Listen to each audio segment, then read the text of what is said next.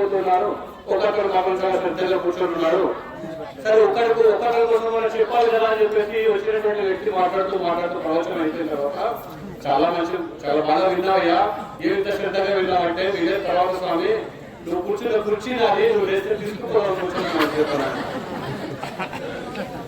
దాని కొరకు ఇంకో దేని కొరకు కొద్దిసేపు ఓపిక మొత్తం మన కార్యక్రమం అయిపోతుంది.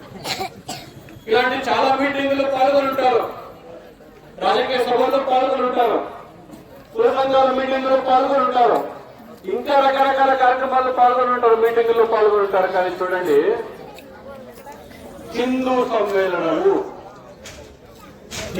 సమ్మేళనము అనేటువంటి మీటింగులు ఈ భారత మాత కలిసుంటే నిలబడతాం, విడిపోతే మరి పడిపోతాం, అందరిలో ఒకే తత్వం, అదే కదా మనకు బలం, అందరము హిందువులం, బంధువులం మనమంతా.